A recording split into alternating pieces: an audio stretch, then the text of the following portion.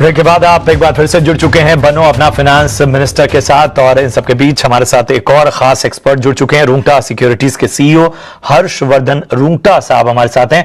हर्षवर्धन जी, बहुत बहुत स्वागत आपका ईटी नाउ स्वदेश में। और चलिए पहले कॉलर को जोड़ते हैं। अंबुज चक्रवर्ती हैं खारगर नवी मुंबई से, और बताएं क्या है आपका सवाल अंबुज, और सवाल आपका किसके लिए है? एक्चुअली मेरा सवाल है कि मैं अगर 10 ईयर मेरा टारगेट है 1 करोड़ एक्यूमुलेट करना through mutual fund through SIP। ठीक है। तो इसमें ये अचीव करने के लिए इन द नेक्स्ट 10 ईयर्स, तो ये 10 साल में मुझे पर मंथ कितना इन्वेस्टमेंट करना होगा और कौन सा फंड में मैं इन्वेस्ट करूं? ठीक है, चलिए हर्षवर्धन सर आप पे ही आते हैं, आप सही सवाल है इनका। क्या होगी इनको एडवाइस, इनकी पोर्टफोलियो और बाकी सारी डिटेल्स आपके पास मौजूद हैं? वेल देखिए प्रशांत, अंबुज जी का बहुत अच्छा सवाल है और एक सिंपल सी बात है कि ये कह रहे हैं कि मुझे 10 साल बाद 1 करोड़ रुपए चाहिए और ये SIP के जरिए इन्वेस्ट करना चाह रहे हैं। तो दो चीजें हैं, एक उन्होंने बताया है कि ये 20,000 रुपए हर महीने का खुद से इन्वेस्ट करना चाहते हैं, और दूसरा पूछ रहे क्या है काफी होगा कि नहीं। सो अंबुज देखिए सिंपल सी बात है कि अगर हम ये 10 साल का लक्ष्य लेके चल रहे हैं और SIP के जरिए इन्वेस्ट कर रहे हैं, तो इक्विटी आपके लिए सबसे बेस्ट एसेट क्लास होगा, ताकि आप रेगुलर बेसिस पे इन्वेस्ट किए जाए और at the same time equity का आपको लॉन्ग टर्म का फायदा मिलेगा। अगर आप 20,000 रुपया महीना इन्वेस्ट करते हैं और हम अगर 10 साल का अनुमान लगाते हैं कि 12 से 15% आसपास अगर रिटर्न जनरेट होता है अगर आपके इस इन्वेस्टमेंट से, तो आपको करीबन 45 से 50 लाख तक का एस्टिमेट कर सकते हैं कि आप इतना कॉर्पस एक्यूमुलेट कर पाएंगे। अगर आप 1 करोड़ का लक्ष्य चाह रहे हैं तो ऑब्वियसली आप ये समझ चुके होंगे कि आपको अपना इन्वेस्टमेंट अमाउंट डबल करना होगा। लेकिन अगर आप अभी 20,000 से शुरू करें और जैसे जैसे आप कर सकें आप अपनी SIP आगे जाते हुए बढ़ाइएगा, और इस 20,000 को किस तरह से इन्वेस्ट करें उसका एक पोर्टफोलियो आपको बना के दे सकता हूं मैं। एक है और ये 4 स्कीम बता रहा हूं, जो चारों स्कीम में आप 5,000 रुपए महीने के हिसाब से करिएगा, तो चारों स्कीम में 20,000 हो जाएगा। अगर आप इसे 40,000 करते हैं तो इन्हीं 4 स्कीम्स में डबल कर दीजिएगा और कोई दूसरी स्कीम जोड़ने की जरूरत नहीं है। तो पहला है ABSL Nifty 50 equal weight index fund, ये एक large cap based index fund है। दूसरा ICICI approve multi cap fund, इसमें आपको large mid and small cap तीनों में एलोकेशन मिलेगा, प्लस 25% जो इसका एलोकेशन होता है वो आप फंड मैनेजर अपने हिसाब से कर सकते हैं। तीसरा Canara Robeco emerging equity fund, ये एक large and mid cap fund है। And the last one Motilal Oswal Nasdaq 100 fund of fund, ये बेसिकली इंटरनेशनल फंड है। तो इस तरह से आपका इन्वेस्टमेंट जो है वो large and mid cap category में हो रहा है एसेंशियली, और एक इंटरनेशनल आपके पोर्टफोलियो में जोड़ा गया है। ये पोर्टफोलियो का आप हर 2 साल में एक बार रिव्यू करिएगा, कोई चेंजेस करने की जरूरत पड़े तो 2 साल बाद आप इसमें कोई बदलाव कर सकते हैं। ठीक है सर, इसमें एक और क्वेरी हम जोड़ते हैं, एक और सवाल जोड़ते हैं हर्षवर्धन सर, कि जो इनकी SIP है उसमें जो है स्टेप अप के साथ भी क्या ये लक्ष्य हासिल हो सकते हैं, या इसका जो दायरा है वो और ज्यादा बढ़ाना चाहिए? तो देखिए प्रशांत, अगर हम बात करें इनका लक्ष्य 1 करोड़ का है, हम 12 to 15% जो टारगेट ले रहे हैं, जो अजम्पशन ले रहे हैं रादर, तो ये 10 साल बाद ये 45 से 50 लाख के आसपास आता है। अगर इन्हें 1 करोड़ रुपए चाहिए तो डेफिनेटली इन्हें अमाउंट को डबल करना है। तो एक है कि 40,000 रुपए आज से इन्वेस्ट करना शुरू करें, और जो हम अनुमान लगा रहे हैं 12 से 15% वो दोनों होना चाहिए। तो दोनों चीज साथ में होगी कि अमाउंट डबल कर रहे हैं और जो हम अनुमान लगा रहे हैं वो अगर फुलफिल होता है तब जाके इनका कॉर्पस पूरा होता है। कोई भी निवेशक के पास में ऐसी सुविधा नहीं होती कि वो पूरा अमाउंट जितना उनकी इच्छा होती है वो पूरा कर सके, क्योंकि हमारे पास कैश फ्लो की लिमिटेशंस होती हैं। तो बेस्ट तरीका क्या होता है कि आप शुरू करें जितना आप आज की तारीख में कर सकते हैं। दूसरा जो आपने बहुत अच्छा एक पॉइंट बताया कि आप एक स्टेप अप SIP कर सकते हैं, कि आप फंड हाउस को पहले ही बता दें कि हर साल आपकी SIP एक 10% या कोई एक फिक्स अमाउंट से आप उसे हर साल बढ़ाएं, तो उतना तो आप कर ही सकते हैं। और लेकिन बाई इटसेल्फ इनका पर्टिकुलरली अगर देखें तो सिर्फ स्टेप अप से भी इनका पूरा लक्ष्य पूरा नहीं होगा। लेकिन इन्वेस्टर क्या चाहता है कि अगर पूरा लक्ष्य नहीं हो, कम से कम उसके जितना पास आ सकूं उतना पास आ जाए, बाकी का उस समय हम देखेंगे। तो आई थिंक ये एटीट्यूड से आप शुरू करें तो काफी है। सिर्फ ये निराश होकर कि मेरा पूरा नहीं होगा इसके लिए मैं शुरू ही नहीं करूं, that should not be the attitude. तो आपने जो सही कहा कि ये स्टेप अप कर सकते हैं, नहीं तो जब जैसे इनके पास इनकम बढ़ेगी इन्हें पता है कि SIP इन्हें बढ़ानी है, तो दोनों तरीका इन्हें अपना सकते हैं। ठीक है। तो चलिए अब जो है वो अगले दर्शक की ओर बढ़ते हैं और इन सब के बीच आपको बता दें कि सतीश कुमार हमारे साथ हैं। सतीश, पूछे अपना सवाल। मैं रिटायर्ड पर्सन हूँ, उम्र है 67। ठीक है। और मेरी बिजनेस इनकम है 50,000 पर मंथ।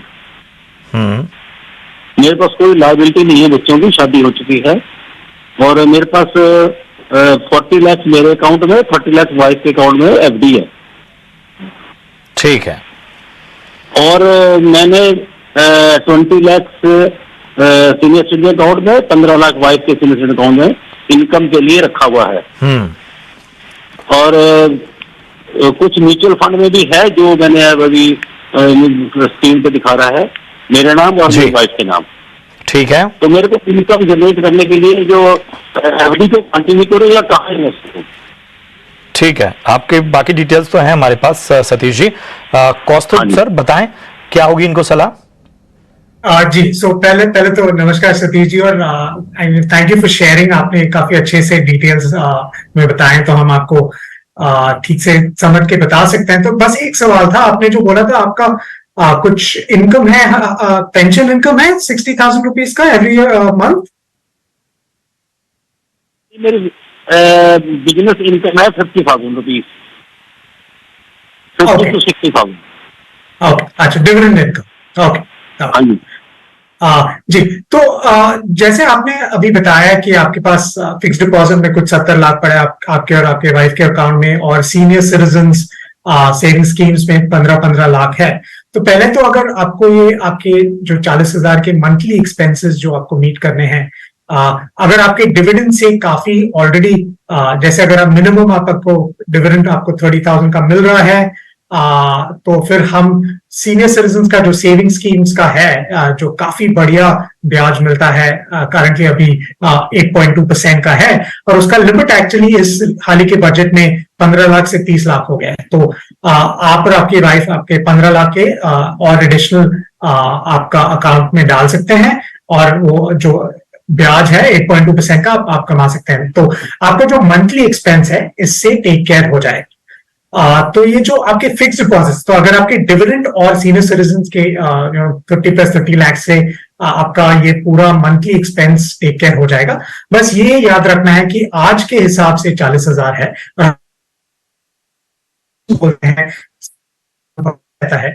और वो भी हमें अकाउंट करना पड़ेगा आपके प्लानिंग में। तो मेरे हिसाब से थोड़ा सा वो बफर रखना पड़ेगा आपके जो फिक्स्ड इंटरेस्ट इन्वेस्टमेंट्स हैं, जैसे सीनियर सिटीजन सेविंग स्कीम्स में हो गया। तो वो पहली चीज है।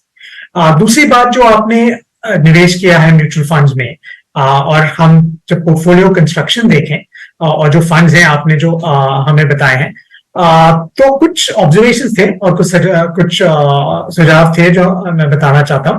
पहले तो जो फंड्स हैं आपके इसमें, HDFC flexi cap, ICICI value discovery, ICICI prudential equity and debt fund, और ICICI large and mid cap, तो फंड्स ठीक ठाक है। कुछ ऑब्जर्वेशंस है कुछ फंड में, जैसे ICICI large and mid cap ने अभी हाल ही में कुछ फंड मैनेजर चेंजेस हुए हैं, तो वो फंड थोड़ा सा चेंज होगा in terms of its style of management. ये पहली चीज है जो याद रखना है। दूसरी बात, जब हम देखें और हम डिवर्सिफिकेशन की बात करते हैं, इन्वेस्टर्स को बताते हैं, जैसे हम लार्ज मिड और स्मॉल की डिवर्सिफिकेशन की बात करते हैं, वैसे ही होता है स्टाइल ऑफ फंड मैनेजर या स्टाइल ऑफ स्टॉक्स जो वो फंड में खरीदे जाते हैं। और कुछ होते हैं ग्रोथ स्टॉक्स, जैसे जो कंपनियों के जो अर्निंग्स काफी जोरों से बढ़ रही है पर वो काफी महंगी कंपनियां होती हैं। फिर होते हैं वैल्यू स्टॉक्स, जो अच्छी होती हैं कंपनियां बट थोड़ा लो ग्रोथ में चल रहा है या कुछ प्रॉब्लम से जूझ रही हैं, इसलिए उनका वैल्यूएशन कम चल रहा है। और जैसे आपके जो फंड्स हैं पोर्टफोलियो में, काफी वैल्यू स्टाइल टिल्ट के फंड्स हैं चारों ही, क्योंकि ICICI as a fund house, Narendra ji बहुत ही बढ़िया इन्वेस्टर है, खुद वैल्यू डिस्कवरी फंड मैनेज करते हैं और उनकी टीम बाकी के फंड्स मैनेज करते हैं, पर उनका जो इनहेरेंट स्टाइल है वो वैल्यू बेंट है। और HDFC फ्लेक्सी कैप जो रोशी जी ने अभी हाल ही में लिया हुआ है प्रशांत जैन जी से, उनका भी काफी वैल्यू स्टाइल बेंट है। तो क्या होता है कि जो डिवर्सिफिकेशन की बात करते हैं, थोड़ा वो बेंट हो गया आपका पोर्टफोलियो वैल्यू स्टाइल में। नाउ जैसे हम मार्केट साइकिल की बात करें तो 2021 से वैल्यू काफी बढ़िया किया है, पर उसके पहले ग्रोथ चल रहा था 2018, 19, 20 में। तो डिवर्सिफिकेशन के हिसाब से मुझे लगता है कि आपको थोड़ा ये वैल्यू स्टाइल का बेंड कम करना चाहिए, और आपको कुछ ग्रोथ या गाप स्टाइल, जो ग्रोथ एक रीजनेबल प्राइस स्टाइल फंड्स है, वो ऐड करने हैं।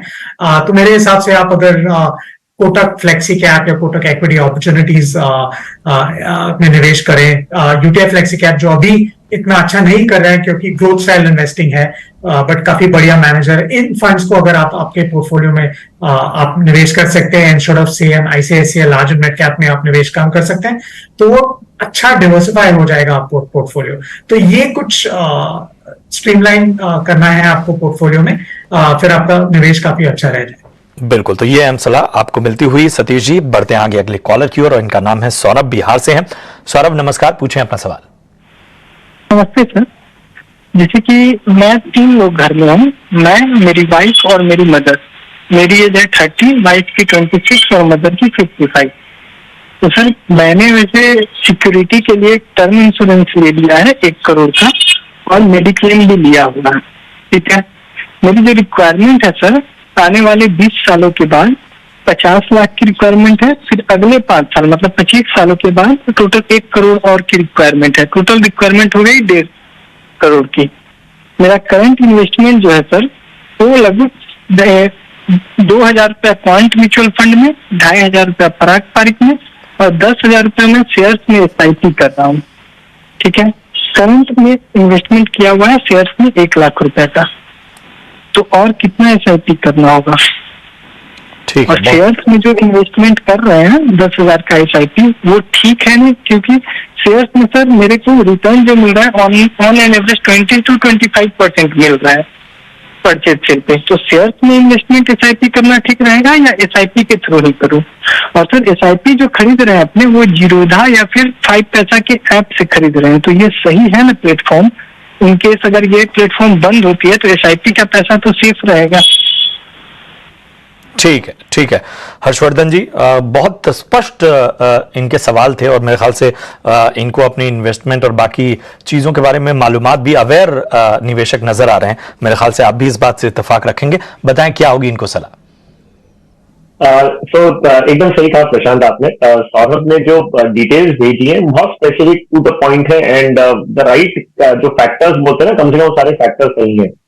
तो सौरभ देखिए, 2 चीज है। एक है जो आपका लक्ष्य है, जो 20, 25 और 30 साल में आपको लक्ष्य पूरा करना है। अगर हम 14% का अनुमान लगाते हैं पूरे इन्वेस्टमेंट में, तो आपका 4,500 रुपए का इन्वेस्टमेंट म्यूचुअल फंड की SIP हो रही है, और 10,000 की डायरेक्ट स्टॉक्स खरीद रहे हैं। लेकिन टोटल 14,500 को हम एक्सपोलेट करें और ये अनुमान लगाएं कि करीबन 14% के हिसाब से कंपाउंड करते हैं, तो आपके जो तीनों लक्ष्य हैं वो पूरे हो जाएंगे। तो वो लक्ष्य अक्यूमुलेशन का, जो टारगेट अक्यूमुलेशन का जो आपका कंसर्न है, वो उसमें कोई भी दिक्कत नहीं है विद 14,500। सिर्फ एक जो ऑब्जर्वेशन है मेरा, वो इस चीज को लेकर है कि जब हम अनुमान लगाते हैं, तो ये मैंने जो आपको 12 से 15% या 14%, ये सब जो हम अनुमान लगा रहे हैं कि आगे जाते हुए पोर्टफोलियो पर रिटर्न आएगा, वो किस हिसाब से लगाते हैं हम? कि ये कि एक पोर्टफोलियो जो अगर म्यूचुअल फंड में आप बनाते हैं, तो वो करीबन 20 से 40 कंपनियों में इन्वेस्ट करते हैं। तो उसमें आपका अमाउंट जो है पूरा डिवाइडेड है। कोई कंपनी अच्छी करेगी, कोई खराब करेगी, फंड मैनेजर एक्टिव कॉल लेते हैं उसके अंदर, और स्कीम्स और जो स्टॉक्स हैं वो बदलते रहते हैं, वो उनको जैसे उनका कॉल होता है उस हिसाब से बदलते हैं। नाउ कंपेयर दिस विद जो आप डायरेक्ट इक्विटी में SIP कर रहे हैं। नाउ डायरेक्ट इक्विटी में SIP ऐसा होता है कि ये बहुत लार्जली डिपेंड करता है कि आप कौन सी कंपनियों में कर रहे हैं। सो लॉन्ग टर्म में मान लीजिए आपने ऐसी कोई कंपनी में इन्वेस्ट किया है जो बंद हो गई, तो 20 साल तक आप रुके भी रहेंगे तो ऐसा नहीं है कि आपको लॉन्ग टर्म में इक्विटी अच्छा रिटर्न देता है। अगर कोई कंपनी काम नहीं कर रही है, बंद हो गई, तो वो आप कितने भी लंबे अरसे तक आप होल्ड करके रखेंगे, आपको काम नहीं आना है। तो बास्केट ऑफ स्टॉक्स का और actively managed by fund manager या आप खुद मैनेज करके करते हैं, उस पर हम अज्यूम करते हैं कि ऑन एन एवरेज आपको 12 से 15% ओवर 20, 25, 30 ईयर्स मिल सकता है। तो जो मैंने अनुमान लगाया ये डायरेक्ट इक्विटी को भी लेके किया है, बट डायरेक्ट इक्विटी का कोई ऐसा नहीं होता कि आप लॉन्ग टर्म में रहेंगे तो डेफिनेटली आपको रिटर्न मिलेगा। इट लार्जली डिपेंड्स ऑन कौन सी कंपनी में आपने इन्वेस्ट किया। तो सिर्फ इस एक कैविएट के साथ मैं आपको बता रहा हूं कि 14,500 से आपका जो लक्ष्य है वो पूरा हो जाएगा।